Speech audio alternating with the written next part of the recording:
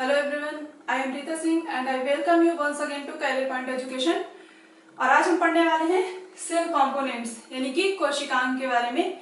In our previous videos, we also talked about the various types of cell organelles such as cell wall, cell membrane and nucleus।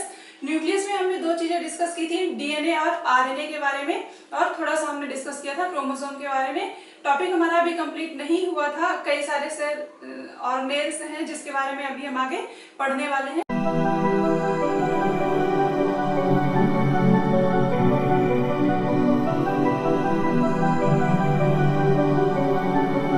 तो आज की class में हम शुरू कर रहे हैं माइटोकॉन्ड्रिया। ठीक है, सबसे पहले शुरू करेंगे माइटोकॉन्ड्रिया।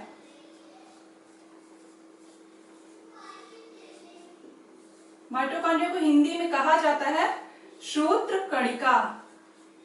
सूत्र कणिका, ठीक है, माइटोकॉन्ड्रिया सूत्र कणिका। अब यहाँ पे सबसे पहले माइटोकॉन्ड्रिया पाया कहाँ पे जाता है? तो हमारी जो सेल होती है, सेल के बीच में हमने पढ़ा था क्या होता है? न्यूक्लियस पाया जाता है। ठीक है, ये जो सबसे बाहर की लेयर होती है ये क्या होती है? सेल मेम्ब्रेन होती है, कोशिका झिल्ली होती है। तो ये जो कोशिका झिल्ली होती है और ये न्यूक्लियस होता है, ठीक है, इन दोनों के बीच में एक लिक्विड भरा होता है, मैट्रिक्स भरा होता है, जिसे क्या कहा जाता है? जिसे कहा जाता है साइटोप्लाज्म। साइटोप्लाज्म कोशिका द्रव्य, कोशिका द्रव्य, ठीक है। इस कोशिका द्रव्य में एक इस तरह से संरचना पाई जाती है रॉड शेप की, और यही क्या कहलाता है? माइटोकॉन्ड्रिया। माइटोकॉन्ड्रिया कहलाता है, सूत्र कणिका कहलाता है। ठीक है, तो ये प्रेजेंट किस में होता है? हमने बताया था कि हम यहाँ पे कोई स्पेसिफिक सेल नहीं ले रहे हैं, प्लांट सेल या फिर एनिमल सेल नहीं ले रहे हैं, हम एक कॉमन सेल लेके चल रहे हैं, उसी में हम डिस्कस कर रहे हैं। तो ये जो कॉमन सेल है, ठीक है, तो उसके आउटर में सबसे सेल मेम्ब्रेन है। और क्या होता है? अगर प्लांट सेल होगी तो क्या होगा? सबसे आउटर पे सेल वॉल प्रेजेंट रहेगी, सेल वॉल प्रेजेंट रहेगी। ठीक है, तो इसमें ये जो माइटोकॉन्ड्रिया है किस में पाया जाता है? एनिमल सेल में भी पाया जाता है और प्लांट सेल में भी पाया जाता है। Animal cell plus plant cell, plant cell, जंतु कोशिका और पादप कोशिका, दोनों में पाया जाता है माइटोकॉन्ड्रिया सूत्र कणिका। ठीक है, एब्सेंट किस में होता है? जो बैक्टीरिया होते हैं, बैक्टीरिया यानी कि जीवाणु कोशिका, जीवाणु कोशिका या बैक्टीरियल सेल भी कह सकते हैं। और हमारी जो ब्लड होता है, ब्लड में जो आरबीसी होती है, हमारी आरबीसी में भी क्या होता है? लाल रुधिर कणिका में भी माइटोकॉन्ड्रिया एब्सेंट होता है। लाल रुधिर कणिका, इनमें क्या होता है? माइटोकॉन्ड्रिया एब्सेंट होता है, अनुपस्थित होता है, अनुपस्थित होता है यानी कि नहीं पाया जाता है। ठीक है, तो ये हो गया कि कहाँ कहाँ पे प्रेजेंट होता है, कहाँ पे एब्सेंट होता है। अब बात करें हम इसकी अगर खोज की, तो इसकी खोज किसने की? पता होना चाहिए ना, जब हम कोई सेल ऑर्गेनेल पढ़ते हैं तो सबसे पहले उसकी खोज किसने की, उसे किसने देखा, उसके बारे में किसने बताया? तो कोलिकर नाम के एक साइंटिस्ट थे। क्या नाम था उनका? कोलिकर। कोलिकर नाम के साइंटिस्ट थे, उन्होंने बताया था सबसे पहले माइटोकॉन्ड्रिया के बारे में। और उन्हें क्या नाम दिया था? उन्हें नाम दिया था उन्होंने साइटोप्लाज्मिक ग्रैन्यूल्स। ग्रैन्यूल्स क्या नाम दिया था माइटोकॉन्ड्रिया को? हिंदी में भी इसे साइटोप्लाज्मिक ग्रैन्यूल्स ही कहेंगे। तो कोलिकर नाम के जो साइंटिस्ट थे, इन्होंने माइटोकॉन्ड्रिया को सबसे पहले देखा था, सबसे पहले खोजा था, और उसे क्या नाम दिया था? साइटोप्लाज्मिक ग्रैन्यूल्स नाम दिया था। ओके, अब नेक्स्ट देखते हैं। नेक्स्ट साइंटिस्ट आए एक आल्टमैन। इनका नाम था आल्टमैन। इन्होंने क्या किया, इन्होंने माइटोकॉन्ड्रिया को क्या नाम दिया, बायोब्लास्ट, बायोब्लास्ट नाम दिया, बायोब्लास्ट। बायोब्लास्ट नाम किसने दिया था माइटोकॉन्ड्रिया को, आल्टमैन ने दिया था, और कोलिकर ने साइटोप्लाज्मिक ग्रेन्यूल्स नाम दिया था। ठीक है, ये दो साइंटिस्ट हो गए। अब इसके बाद एक और अगले साइंटिस्ट आए, क्या नाम था उनका, बेंडा, बेंडा, ये हमारे अगले साइंटिस्ट है। इन्होंने क्या दिया था, कहा था, बेंडा ने इसे माइटोकॉन्ड्रिया नाम दिया, माइटोकॉन्ड्रिया, सूत्र कणिका, सूत्र कणिका। तो यहाँ पे कितने सारे आपके क्वेश्चन बन रहे हैं कि जो माइटोकॉन्ड्रिया होता है प्रेजेंट कहाँ पे होता है, प्लांट सेल में प्रेजेंट होता है और एनिमल सेल में प्रेजेंट होता है। पहला ये हो गया। दूसरा क्या हो गया, एब्सेंट कहाँ पे होता है, जो बैक्टीरियल सेल होती है और आरबीसी होती है, लाल रुधिर कणिका जिसे कहा जाता है, उसमें क्या होता है, माइटोकॉन्ड्रिया एब्सेंट रहता है। ठीक है, अब जो साइंटिस्ट थे कोलिकर, कोलिकर ने नाम क्या दिया था, साइटोप्लाज्मिक ग्रैन्यूल्स। क्वेश्चन में इस तरह से पूछा जाएगा, साइटोप्लाज्मिक ग्रैन्यूल्स नाम किसे दिया गया था, किस ऑर्गेनेल को और किस साइंटिस्ट ने दिया था। तो अगर किस ऑर्गेनेल को पूछा जाता है तो कौन सा था, माइटोकॉन्ड्रिया को नाम दिया गया था साइटोप्लाज्मिक ग्रैन्यूल्स। किस साइंटिस्ट ने दिया था, तो वो क्या हो जाएगा, कोलिकर ने दिया था। आल्टमैन जो अगले साइंटिस्ट थे, उन्होंने माइटोकॉन्ड्रिया का क्या नाम दिया था, बायोब्लास्ट नाम दिया था। फिर माइटोकॉन्ड्रिया नाम किसने दिया, सूत्रकणिका नाम जो था, इसे किसने दिया, इसे दिया बेंडा ने। ठीक है, तो ये हो गया किसने क्या नाम दिया, माइटोकॉन्ड्रिया का नाम कैसे पड़ा। अब हम देखते हैं इसका स्ट्रक्चर।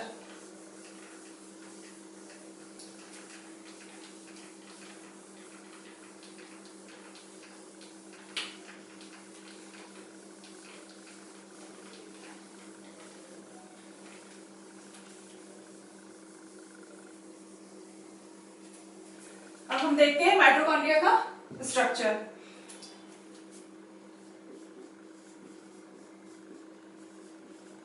संरचना,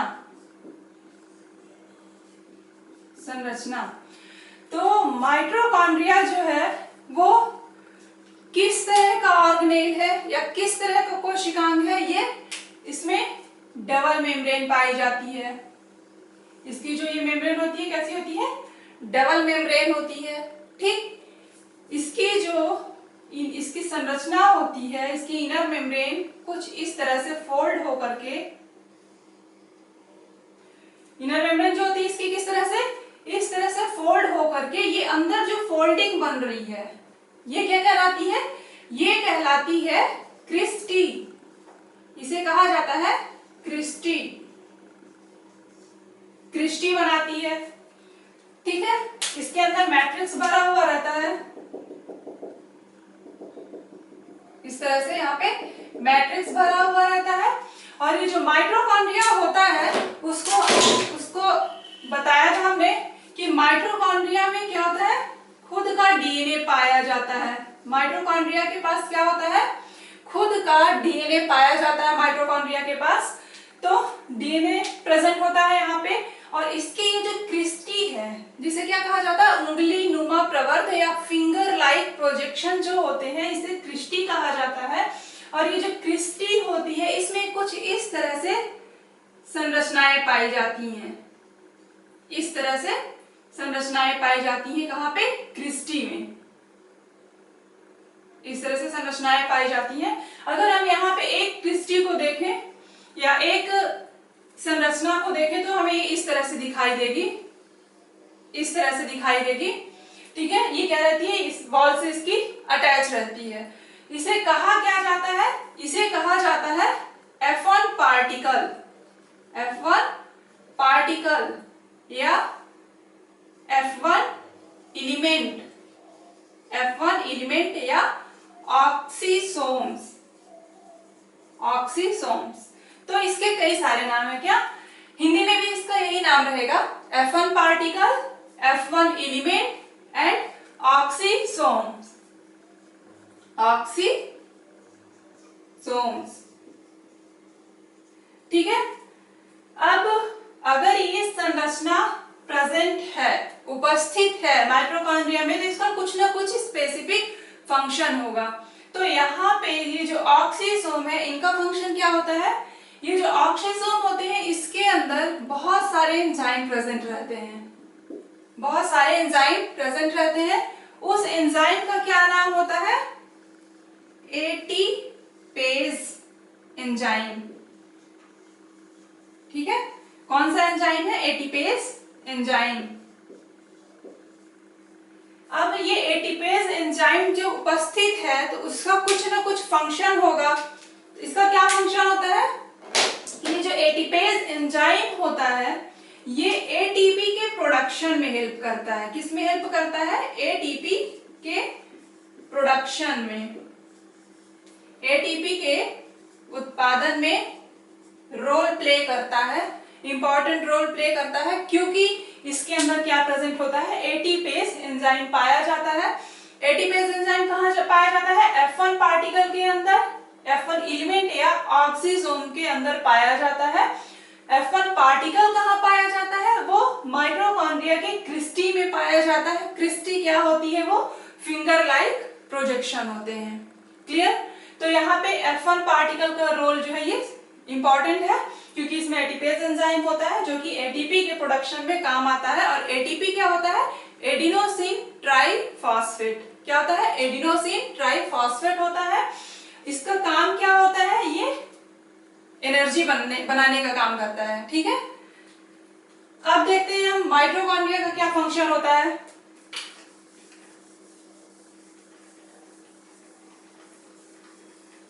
माइटोकॉन्ड्रिया का क्या फंक्शन होता है यहाँ पे? माइटोकॉन्ड्रिया का फंक्शन देख लेते हैं।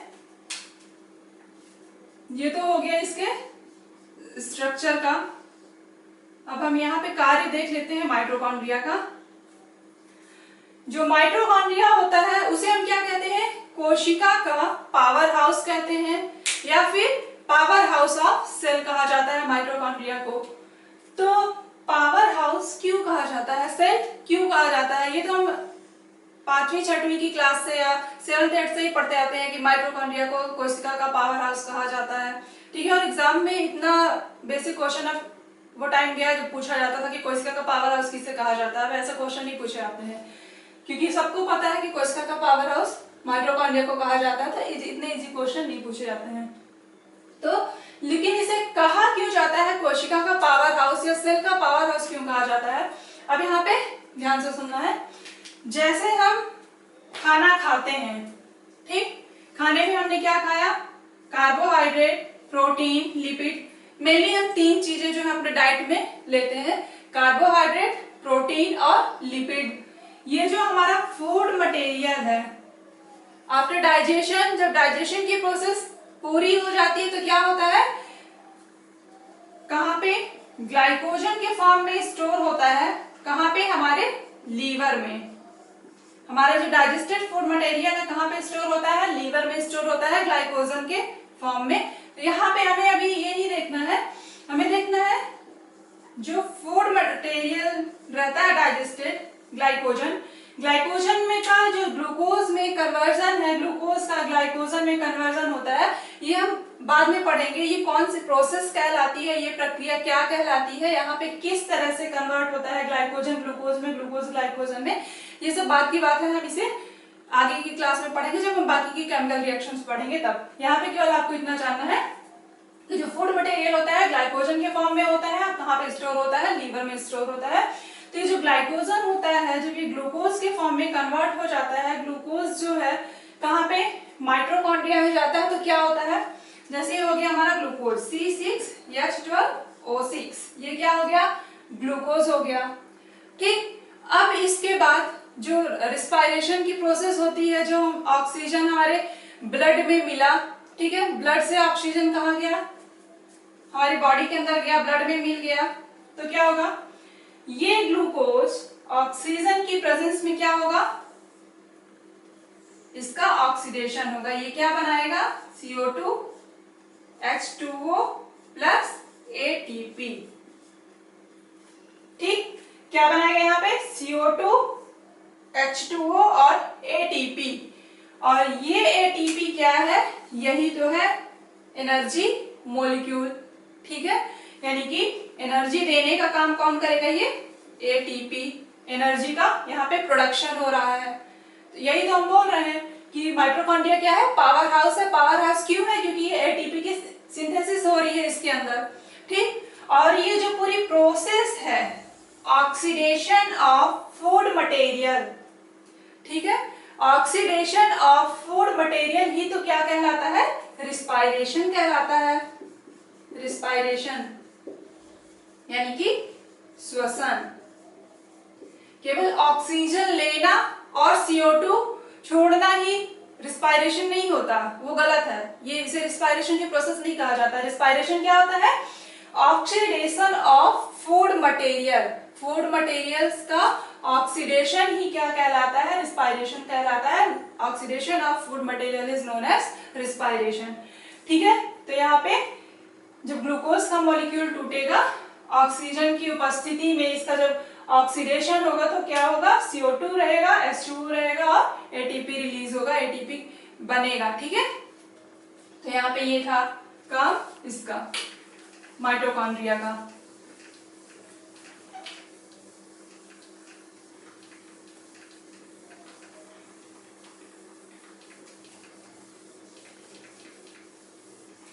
अब हम अगला देखेंगे लाइसोसोम के बारे में।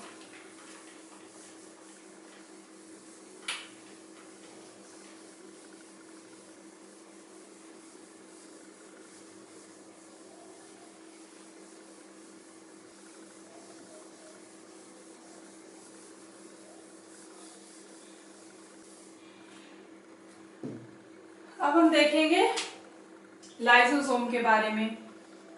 लाइसोसोम,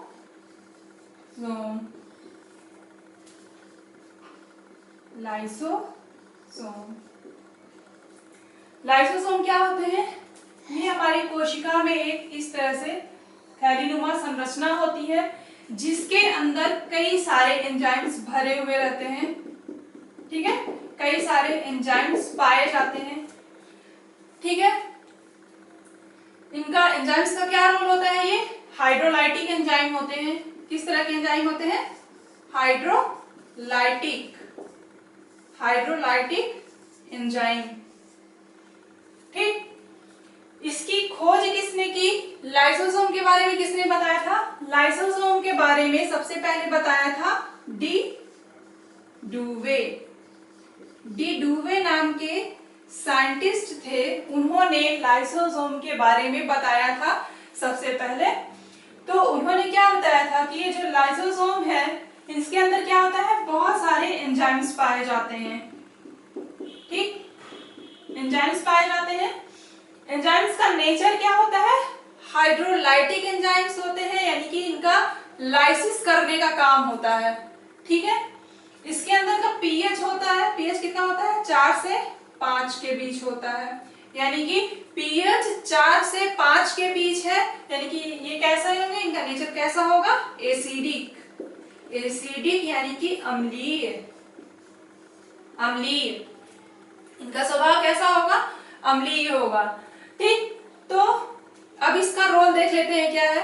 जैसे है ये हमारा लाइसोसोम, तो जब जैसे हमने फूड मटेरियल खाया या फिर हमारी बॉडी में किसी भी तरह से कोई भी एंटीजन बाहरी पार्टिकल है वो इंटर कर गया। ठीक है, कोई बाहरी पार्टिकल हमारी बॉडी के अंदर इंटर कर गया तो ये लाइसोसोम क्या करेगा, इसके अंदर जो हाइड्रोलाइटिक एंजाइम है क्या करेंगे, उसका डाइजेशन कर देंगे, उसकी लाइसिस कर देंगे, उसको खत्म कर देंगे, यानी कि डिस्ट्रॉय कर देंगे। ठीक, एक तो ये हो गया रोल। लेकिन कभी कभी क्या होता है, हार्मोनल इम्बैलेंस की वजह से या फिर जो केमिकल रिएक्शंस, हम आपको पता है हमारी बॉडी में कई तरह की केमिकल रिएक्शंस चलती रहती है, जो मेटाबॉलिक एक्टिविटीज है हमारी बॉडी में चलती रहती है हमेशा। ठीक, तो क्या होता है कि जब कोई हार्मोनल इम्बैलेंस होता है या केमिकल रिएक्शंस जो होती हैं उनमें कुछ इम्बैलेंस होता है, ठीक है, तो क्या होता है कि इसके अंदर लाइसोसोम के अंदर ये जो एंजाइम्स का जो फॉर्मेशन होता है वो बहुत ज्यादा होने लगता लगता है, ठीक, आउट ऑफ कंट्रोल, यानी कंट्रोल से बाहर हो जाता है, बहुत ज्यादा एंजाइम्स का फॉर्मेशन होने लगता है। और ये लाइन जो मैं हमेशा रिपीट करती हूँ जब भी किसी चीज के बारे में बताती हूँ, कोई भी चीज होगी या फिर कोई भी प्रोसेस होती है जब जरूरत से ज्यादा होती है या फिर जरूरत से कम होती है, तो दोनों ही कंडीशन कैसी होती है, वो हार्मफुल होती है, क्योंकि चीजों को क्या करना चाहिए, या फिर कोई भी प्रोसेस है, कोई भी रिएक्शन है, उसे क्या होना चाहिए, बैलेंस होना चाहिए। तो अगर बैलेंस नहीं है, उससे ज्यादा कोई प्रोसेस हो रही है और कम हो रही है, तो दोनों ही कंडीशन में क्या है, वो हार्मफुल होता है। तो जब एंजाइम्स का इसमें क्या होता है, ज्यादा जरूरत से ज्यादा जब फॉर्मेशन होने लगता है हाइड्रोलाइटिक एंजाइम का, तो एक कंडीशन ऐसी आती है कि जो लाइसोसोम है इसकी मेम्ब्रेन फट जाती है, ठीक है, इसकी मेम्ब्रेन क्या होगी, फट जाती है, और एंजाइम्स जो होते हैं ये बाहर आ जाते हैं। बाहर आएंगे तो क्या होगा, जब एंजाइम्स बाहर आते हैं तो क्या होगा, इनका नेचर ये लाइसिस करने का, क्योंकि कैसे एंजाइम है, ये हाइड्रोलाइटिक एंजाइम है, तो ये क्या करते हैं, अपनी ही सेल को डाइजेस्ट कर लेते हैं, अपने ही सेल की क्या करते हैं, ये लाइसिस कर लेते हैं, ठीक है। तो इसका जो नेचर है खुद को ही डिस्ट्रॉय कर लेना, अपनी ही कोशिका को, अपनी जिस सेल में है उसी कोशिका को डिस्ट्रॉय कर देते हैं। तो इसके इसी नेचर की वजह से इसे क्या कहा जाता है, सुसाइडल बैग, सुसाइडल बैग, आत्मघाती, आत्मघाती थैली, ठीक है। तो हमारी बॉडी में आत्मघाती थैली है, सुसाइडल बैग, किसे कहा जाता है, लाइसोसोम को कहा जाता है। क्यों कहा जाता है, क्योंकि ये क्या करता है, अपनी ही सेल को डिस्ट्रॉय कर लेता है, कब, जब इसके अंदर जरूरत से ज्यादा एंजाइम्स का फॉर्मेशन होता है, तो क्या होता है, इसकी जब सेल होती है वो डिस्ट्रॉय हो जाती है, ये बाहर आ जाते हैं एंजाइम तब, ठीक है। और इसकी खोज किसने की, डी डुवे ने की, लाइसोसोम की खोज, ठीक है, क्लियर। अब हम अगला देखते हैं, राइबोसोम।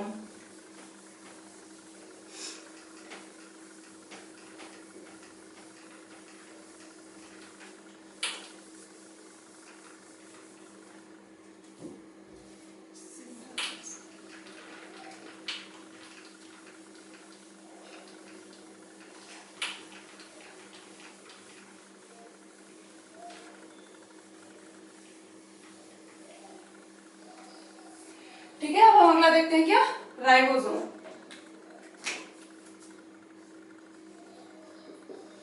राइबोसोम,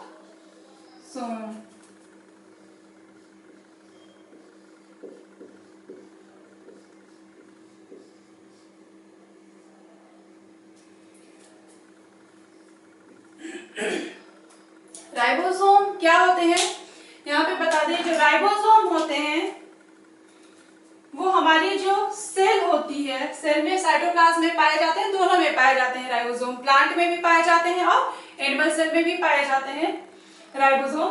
तो इसमें होता क्या है, जो राइबोसोम होते हैं वो स्मॉलेस्ट सेल ऑर्गेनेल्स होते हैं। हमारी जो सेल होती है उसमें सबसे छोटा सेल ऑर्गेनेल्स कौन सा होता है, वो राइबोसोम होता है, ठीक है। राइबोसोम का काम क्या होता है, यहाँ पे बताया था हमने जब डीएनए और आरएनए पढ़ाया था, तो अगर आप थोड़ा सा रिमाइंड करेंगे तो आपको याद आएगा कि जहां पे राइबो वर्ड आएगा, राइबोस वर्ड आएगा या राइबो वर्ड आएगा, वहां पे क्या मतलब होगा, कहीं ना कहीं प्रोटीन की सिंथेसिस हो रही है। जहां पे राइबो वर्ड आएगा वहां पे कहीं ना कहीं क्या है, प्रोटीन का रोल है। तो यहाँ पे राइबोसोम जो है इसका काम क्या होता है, ये प्रोटीन बनाने का काम करता है, ठीक, प्रोटीन बनाने का काम राइबोसोम करता है। तो राइबोसोम ये जो प्रोटीन बनाता है, तो इसके प्रोटीन बनाने के कारण क्या होता है, इसके प्रोटीन बनाने के कारण इसे क्या कहा जाता है, protein factory, protein factory, protein की फैक्ट्री,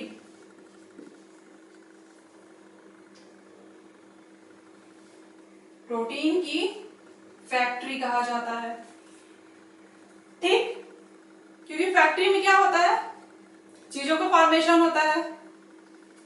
यहाँ पे क्या हो रहा है, राइबोसोम है, राइबोसोम में प्रोटीन का फॉर्मेशन हो रहा है, तो सीधी मिला था, इसे प्रोटीन की फैक्ट्री या प्रोटीन फैक्ट्री कहा जाता है। अब राइबोसोम बना किसका होता है? राइबोसोम बना होता है RNA plus protein, RNA plus protein से मिलकर बना होता है। ठीक, हमारा राइबोसोम, राइबोसोम हमारा प्रोटीन और आरएनए से मिलकर बना होता है। ठीक है, और यहाँ पे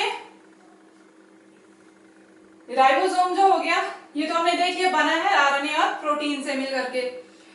अब हमारी बॉडी में जो प्रोटीन है, सॉरी राइबोसोम है, वो किस टाइप का होता है? वो 70S टाइप का होता है, सॉरी 80S टाइप का होता है। हमारी बॉडी में जो होता है वो कैसा होता है?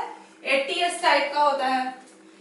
और जो प्रोकैरियोटिक सेल होती हैं, जो बैक्टीरियल सेल होती हैं, जिनमें न्यूक्लियस एब्सेंट होता है या न्यूक्लियस जो होता है नहीं पाया जाता है, जिनका जेनेटिक मटेरियल इस तरह से बिखरा रहता है, साइटोप्लाज्म के अंदर ही फॉल्स न्यूक्लियस पाया जाता है, उन्हें क्या कहते हैं? प्रोकैरियोटिक ऑर्गेनिज्म कहते हैं। प्रोकैरियोट्स में जो राइबोसोम पाया जाता है वो किस टाइप का होता है? वो 70S टाइप का होता है। ठीक, 70S टाइप का राइबोसोम प्रोकैरियोट्स में पाया जाता है, प्रोकैरियोट्स में पाया जाता है।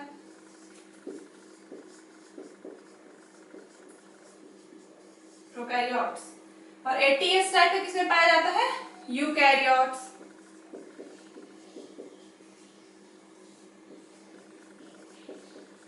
यूकैरियोट्स, यूकैरियोट्स जिनमें ट्रू न्यूक्लियस पाया जाता है। तो ट्रू न्यूक्लियस पाया जाता है यानी कि जो हमारी सेल होती है, सेल के अंदर न्यूक्लियस होता है, न्यूक्लियस के अंदर जेनेटिक मटेरियल होता है, वो ट्रू न्यूक्लियस कहलाता है। ठीक है, तो इसमें जो यूकैरियोट्स हो गए, प्लांट और एनिमल दोनों ही क्या है? यूकैरियोट्स में आते हैं, क्योंकि दोनों में न्यूक्लियस पाया जाता है। तो यहाँ पे जो हमारी प्लांट सेल है, एनिमल सेल है, उनमें किस तरह का पाया जाएगा राइबोसोम? उसमें 80S टाइप का राइबोसोम प्रेजेंट होगा, और जो बैक्टीरियल सेल होगी उसमें 70S टाइप का होगा।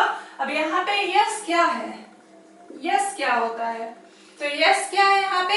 सेडिमेंट, सॉरी स्वेडबर्ग यूनिट है, स्वेडबर्ग यूनिट है। S stand for Svedberg unit. जो क्या होता है? वो जो सेडिमेंटेशन कॉफिशिएंट होता है, जो सेंट्रीफ्यूगेशन की प्रोसेस होती है, उसमें कोई मॉलिक्यूल्स जो है कितनी स्पीड से उसमें उसका सेंट्रीफ्यूगेशन हो रहा है, उसकी क्या स्पीड है, जो सेडिमेंटेशन कॉफिशिएंट होता है उससे रिलेटेड होता है। तो एस क्या होता है?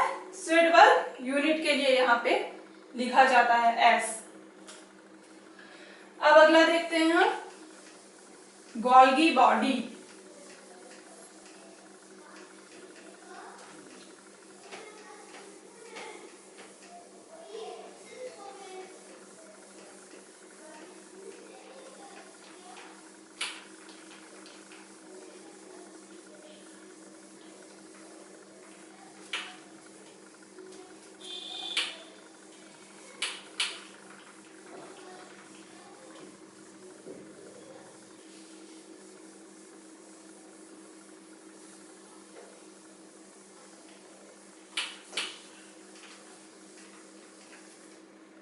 अब हम क्या देखेंगे यहाँ पे?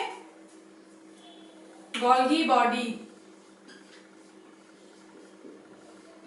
गोल्गी बॉडी हिंदी में कहा जाता है गोल्जी काय, गोल्जी काय या गोल्गी कॉम्प्लेक्स भी कहा जाता है गोल्गी बॉडी को।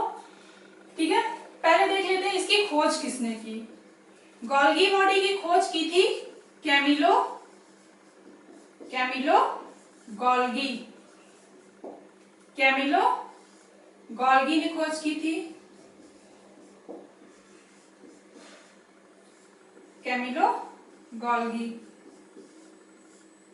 ठीक, गोल्गी बॉडी को किसने डिस्कवर किया था? गोल्गी बॉडी के बारे में किसने बताया था? कैमिलो गोल्गी ने बताया था उसके बारे में। इसकी संरचना कुछ इस तरह से होती है, डायग्राम थोड़ा गड़बड़ है।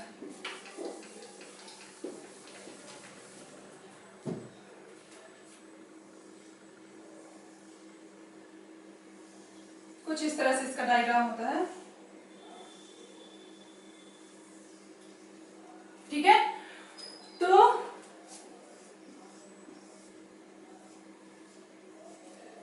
ठीक है, इसका ये वाला पोर्शन ये क्या कहलाता है? फॉर्मिंग फेस कहलाता है। Forming face. ये वाला क्या कहलाता है? अंदर वाला मैच्योरिंग फेस। मैच्योरिंग फेस कहलाता है। इसकी ये जो चपटी नलिकाएं जो है ये क्या कहलाती है? सिस्टर्नी। सिस्टर्नी ये क्या कहलाती है? सिस्टर्नी कहलाती हैं। ठीक, अब देख लेते हैं इसका काम क्या होता है। सबसे ज्यादा मेन है इसका फंक्शन, इसका डिस्कवरी क्या है, खोज किसने की, तो हमने देख लिया किसने की, कैमिलो गोल्गी नामक साइंटिस्ट ने की। इसका स्ट्रक्चर जो होता है इस तरह से होता है, ट्यूबुलर कई सारी संरचनाएं होती हैं इसमें, इस तरह से वेसिकल का फॉर्मेशन होता है। अभी इसका जो फंक्शन है सारी चीजें हम यहाँ पर डिस्कस करेंगे तो आपको और क्लियर हो जाएगा। फंक्शन, कार्य। ठीक, इसका जो कार्य होता है गोल्गी बॉडी का, इसका कार्य क्या होता है? हमारी सेल जो है, हमारी सेल में प्रोटीन का फॉर्मेशन होता है। ठीक है, कई तरह के मॉलिक्यूल्स का फॉर्मेशन होता है, प्रोटीन की सिंथेसिस होती है। तो उसे एक जगह से जहां पे फॉर्मेशन हो रहा है वहां से दूसरी जगह पे ले जाने के लिए, जैसे क्या होता है जब कोई सामान होता है तो सामान जहां पे बनता है, ठीक है, सामान जहां पे बनता है डायरेक्ट वहीं से तो सब लोग लेने नहीं आते, उसको क्या किया जाता है? ट्रांसपोर्ट किया जाता है सब तक पहुंचाने के लिए कि सभी के पास अवेलेबल हो। तो क्या इसमें भी, हमारी सेल में भी ऐसे ही होता है।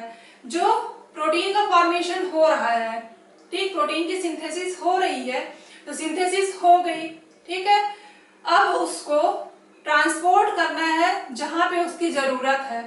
तो उसके ट्रांसपोर्टेशन के लिए, ले जाने के लिए कुछ ना कुछ मीडियम चाहिए ना, केवल वो प्रोटीन तो ऐसे चली नहीं जाएगी।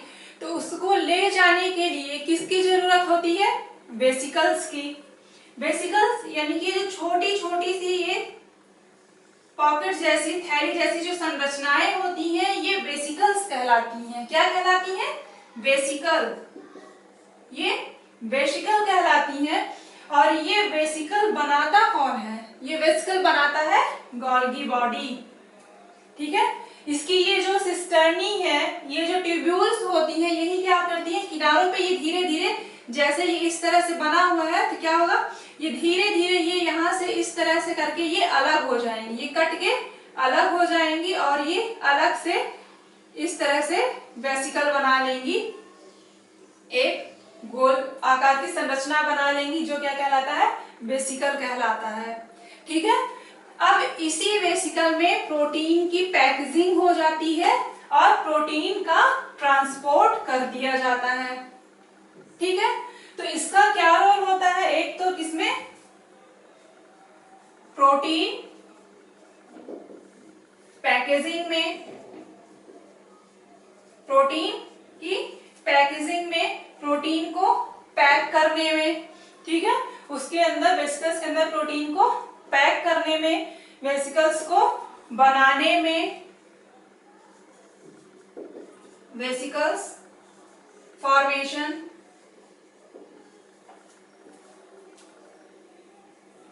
वेसिकल्स का निर्माण, वेसिकल्स का निर्माण करना।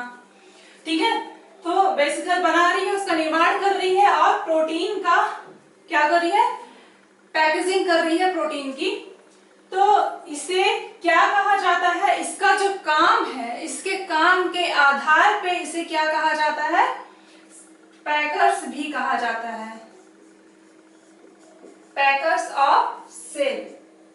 ठीक है, पीएससी, पैकर्स ऑफ सेल, कोशिका का पैकर्स कहा जाता है। तो अगर क्वेश्चन पूछा जाए, अब यहाँ पे 3 क्वेश्चन आपके बन रहे हैं। कोशिका में गोल्गी कॉम्प्लेक्स की खोज किसने की? कैमिलो गोल्गी ने की। इसका काम क्या होता है? ट्रांसपोर्टेशन में काम होता है, पैकेजिंग में काम होता है। दूसरा, तीसरा, पैकर्स ऑफ सेल किसे कहा जाता है? ठीक, पैकर्स ऑफ सेल किसे कहा जाता है? गोल्गी बॉडी को कहा जाता है। ठीक है, तो ये हो गया हमारी गोल्गी बॉडी के बारे में। इसके बाद से इसके अलावा क्वेश्चन ऐसे नहीं पूछे जाएंगे, जो मेन क्वेश्चन है ये यही पूछे जाते हैं। ठीक है, तो ये हो गया हमारा गोल्गी बॉडी।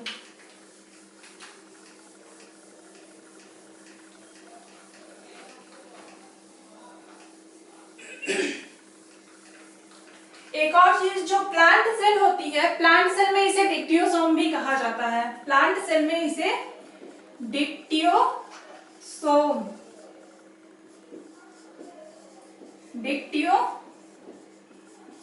भी कहा जाता है। ठीक है, प्लांट सेल में इसे डिक्टियोसोम भी कहा जाता है गोल्गी बॉडी को। क्लियर?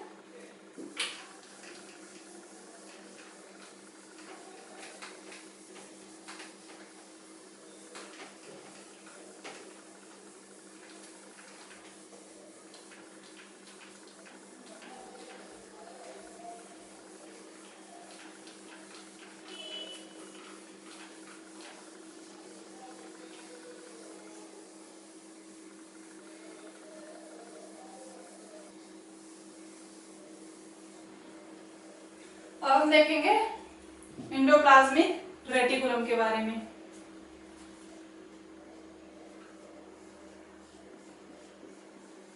एंडोप्लाज्मिक रेटिकुलम हिंदी में कहा जाता है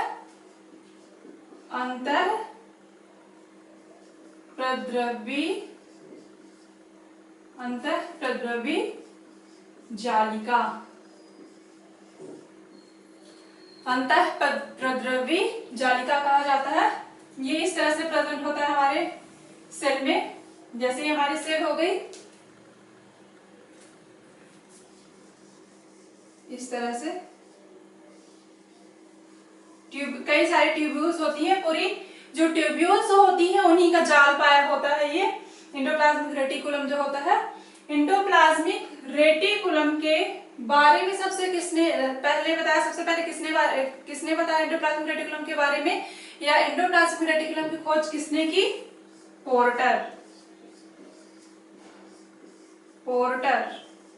पोर्टर नाम के साइंटिस्ट ने एंडोप्लाज्मिक रेटिकुलम के बारे में सबसे पहले बताया था। ठीक है, अंतःप्रद्रव्य जालिका के बारे में सबसे पहले किसने बताया था? पोर्टर ने बताया था। पोर्टर नाम के साइंटिस्ट ने बताया था। अब ये जो एंडोप्लाज्मिक रेटिकुलम है हमारी, ये कितने तरह की होती है? एंडोप्लाज्मिक रेटिकुलम हमारी होती है दो तरह की होती है। कैसी? रफ एंडोप्लाज्मिक रेटिकुलम और स्मूथ एंडोप्लाज्मिक रेटिकुलम।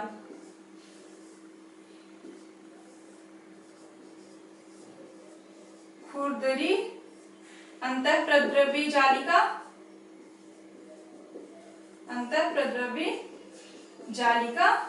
और चिकनी, स्मूथ मतलब चिकनी अंतःप्रद्रवी जालिका।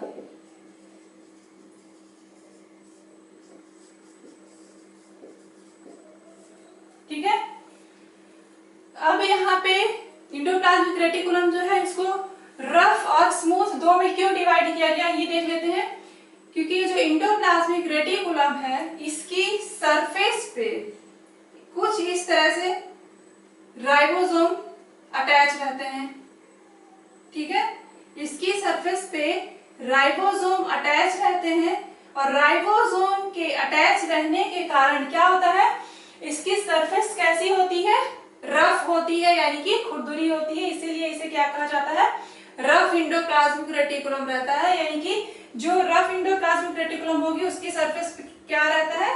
राइबोसोम अटैच पाए जाएंगे, राइबोसोम अटैच रहेंगी उसकी सरफेस पे। ठीक है, और ये जो रफ एंडोप्लाज्मिक रेटिकुलम होती है मोस्टली कहां पे होती है? Near by nucleus. न्यूक्लियस यानी कि केंद्रक के पास पाई जाती है, केंद्रक के पास। ठीक, और ये स्मूथ एंडोप्लाज्मिक रेटिकुलम होती है, ये कहां पे पाई जाती है? ये पाई जाती है नियर बाय प्लाज्मा मेम्ब्रेन, यानी कि कोशिका झिल्ली के पास, कोशिका झिल्ली के पास, कोशिका झिल्ली के पास पाई जाती है। ठीक है, अब यहाँ पे देखना है कि ये जो रफ एंडोप्लाज्मिक रेटिकुलम है जिसकी सरफेस पे राइबोसोम अटैच है, तो पहले ही मैंने अभी थोड़ी देर पहले भी डिस्कस किया था जब राइबोसोम बताया था, तो क्या बताया था? यहाँ पे राइबोसोम जहां भी पाए जाएंगे उनका काम क्या होगा? प्रोटीन की सिंथेसिस करना, प्रोटीन सिंथेसिस, प्रोटीन का संश्लेषण यानी कि प्रोटीन को बनाने का काम, प्रोटीन का संश्लेषण, प्रोटीन को बनाने का काम करेंगे। ठीक है, तो रफ एंडोप्लाज्मिक रेटिकुलम में राइबोसोम अटैच है, यानी कि रफ एंडोप्लाज्मिक रेटिकुलम का काम क्या होगा? प्रोटीन की सिंथेसिस करना, प्रोटीन को बनाना। ठीक है, अब यहाँ पे स्मूथ एंडोप्लाज्मिक रेटिकुलम, इसका काम क्या है? ये लिपिड की सिंथेसिस करती है। स्मूथ एंडोप्लाज्मिक रेटिकुलम का काम क्या होता है? लिपिड की सिंथेसिस करना, लिपिड सिंथेसिस यानी कि वसा, वसा का संश्लेषण करना। ठीक है, तो ये काम हो गया इतना। हमारी जो एंडोप्लाज्मिक रेटिकुलम है अंतःप्रद्रव्य जालिका है, और इसे अंतःप्रद्रव्य जालिका क्यों कहा जाता है? क्योंकि बहुत सारी जो ये ट्यूब्यूल्स होती हैं उनका जाल जैसी संरचना होती है पूरी। ठीक है, और ये दो तरह की होती है, स्मूथ एंड रफ। तो यहाँ पे 3 क्वेश्चन यहाँ भी आपके क्लियर हो रहे हैं कि एंडोप्लाज्मिक रेटिकुलम की खोज किसने की? तो एंडोप्लाज्मिक रेटिकुलम की खोज किसने की? पोर्टर ने की, पोर्टर नाम के साइंटिस्ट ने की।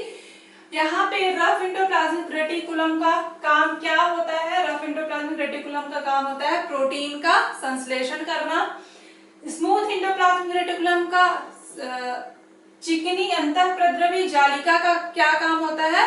लिपिड की सिंथेसिस करना। या लिपिड की सिंथेसिस करने का काम कौन सी एंडोप्लाज्मिक रेटिकुलम करती है? तो कौन सी करती है? Smooth endoplasmic reticulum. क्लियर है? ये हो गया आपका एंडोप्लाज्मिक रेटिकुलम। अब हम देखेंगे वैक्यूल के बारे में।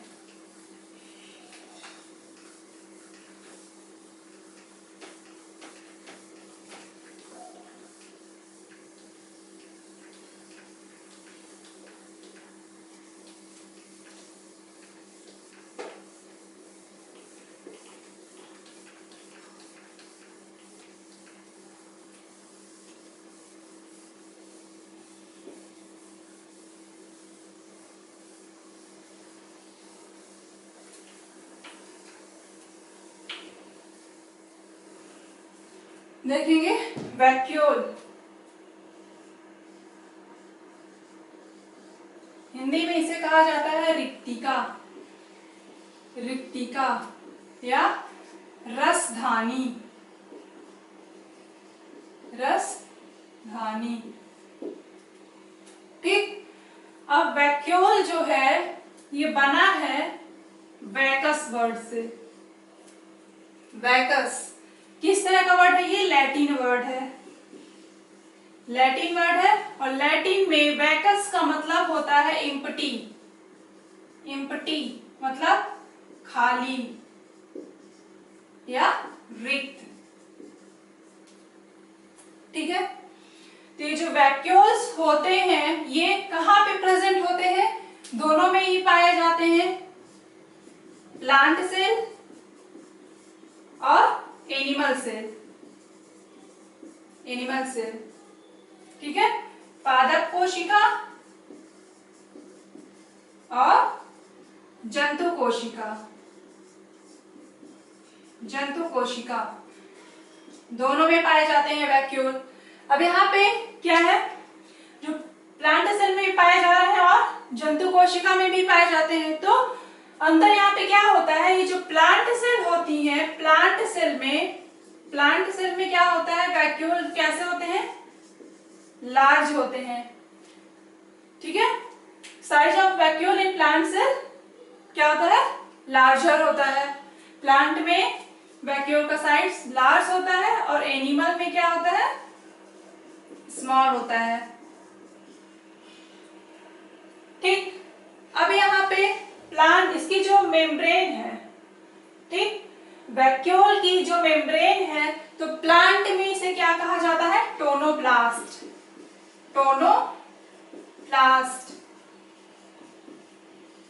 टोनोप्लास्ट कहा जाता है। प्लांट में इसकी जो मेम्ब्रेन है इसे टोनोप्लास्ट कहा जाता है।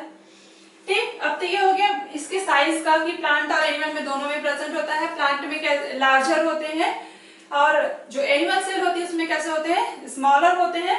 प्लांट में इनकी मेम्ब्रेन को टोनोप्लास्ट भी कहा जाता है। अब हम देख लेते हैं इनका काम क्या होता है। एनिमल सेल में तो बेसिकली ये क्या काम करते हैं, स्टोरेज का काम करते हैं, यानी कि जो मिनरल्स होते हैं उसको स्टोर करने का काम करते हैं। अच्छा, इसके अंदर जो होता है, वैक्यूल के अंदर एक तरह का लिक्विड पाया जाता है जिसे क्या कहते हैं, शैप। शैप कहा जाता है। ठीक है, शैप होता है। और ये वैक्यूल क्या काम करते हैं एनिमल सेल में, एनिमल सेल में ये मिनरल्स को, खनिज जो होते हैं और वाटर जो होता है उसको स्टोर करने का काम करते हैं। वाटर और मिनरल्स को स्टोर करने का काम करते हैं। ठीक है, एनिमल सेल में। प्लांट सेल में भी ये स्टोरेज का काम करते हैं, फूड मटेरियल के स्टोरेज का काम करते हैं, मिनरल्स को और वाटर को स्टोर करते हैं। साथ ही साथ जो स्टोरेज फूड मटेरियल होता है वो भी स्टोर करने का काम करते हैं कौन, वैक्यूल।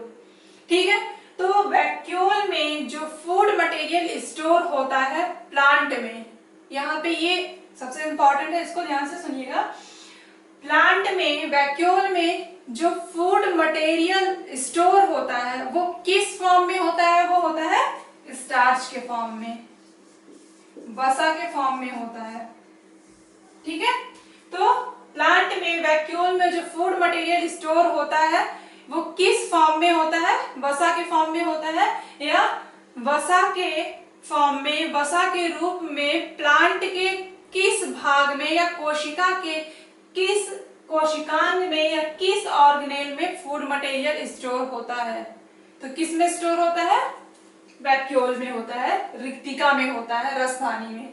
ठीक है, अब तो ये हो गया, इसका स्टोरेज का काम हमने देख लिया कि एनिमल सेल में स्टोर करने का काम करता है और प्लांट सेल में भी स्टोर करने का काम करता है। अब यहाँ पे हम एक और इसका इंपॉर्टेंट रोल देखते हैं प्लांट में, क्योंकि प्लांट में इसका जो साइज होता है बहुत ज्यादा बड़ा होता है, लार्ज होता है in comparison of animal cell. ठीक, तो जैसे हो गई ये प्लांट सेल, इसके अंदर क्या होता है, वैक्यूल के अंदर जैसे इसका साइज क्या है अभी इतना है, जब इसके अंदर पानी की मात्रा बढ़ जाती है, ज्यादा पानी जब सेल के अंदर से ज्यादा पानी एब्जॉर्ब कर लेती है तो इसके अंदर पानी की मात्रा जब बढ़ जाती है तो क्या होता है, इसका साइज बढ़ जाएगा, क्योंकि इसके अंदर क्या है, पानी की मात्रा ज्यादा होगी तो इसका साइज क्या बढ़ जाता है। जब इसका साइज बढ़ जाता है, अभी हमने बताया था कि प्लांट सेल में क्या होता है, ये इसका साइज क्या होता है, लार्जर होता है। ठीक, तो जब इसका साइज बढ़ जाएगा तो क्या होगा, ये एक तरह का प्रेशर अप्लाई करेगा, एक तरह का फोर्स या प्रेशर अप्लाई करेगा, किस पे, सेल वॉल पे। ठीक, ये जो सेल वॉल है, कोशिका भित्ति है, कोशिका भित्ति, इस पे क्या करेगा, ये एक तरह का, इसका साइज बढ़ेगा तो ये एक तरह का प्रेशर अप्लाई करेगा, किस पे, कोशिका भित्ति पे। और ये प्रेशर क्या कहलाता है, ये प्रेशर कहलाता है turgor pressure. Turgor pressure Hindi में इसे कहा जाता है स्फीति दाब। ठीक, टर्गर प्रेशर यानी कि स्फीति दाब पड़ेगा किस पे, सेल वॉल पे, तो क्या रहेगा, इसका साइज मेंटेन रहेगा। यानी कि इसका अगला इंपॉर्टेंट काम क्या होता है, प्लांट सेल में स्टोरेज के अलावा शेल शेप को मेंटेन रखना, शेल शेप को, कोशिका की संरचना को मेंटेन रखना या कोशिका की संरचना को बनाए रखना, ये काम होता है किसका? रिक्तिका का, यानी कि वैक्यूल का। ठीक है, तो ये नहीं हमारी आज की क्लास, जिसमें हमने सारे के सारे सेल ऑर्गेनेल्स कवर कर लिए हैं। अब अगली क्लास में हम पढ़ेंगे प्लास्टिड के बारे में, क्लोरोप्लास्ट के बारे में, इन सारी चीजों के बारे में हम डिस्कस करेंगे। और साथ ही साथ हम प्लांट सेल और एनिमल सेल में क्या करेंगे, डिफरेंस आपको करवा देंगे। और इसके अलावा सेल डिवीजन, तो ये हमारी 3 चीजें अगली क्लास में कवर हो जाएंगे। तो हमारी जो आज की क्लास है, अगर इससे रिलेटेड आपको कोई प्रॉब्लम हो, कोई डाउट हो, तो आप कमेंट सेक्शन में हमें कमेंट करके बता सकते हैं। ओके, तो वीडियोस को पूरा देखिए, शेयर कीजिए, जिससे इसका बेनिफिट आपको मिल सके। ओके, तो थैंक यू।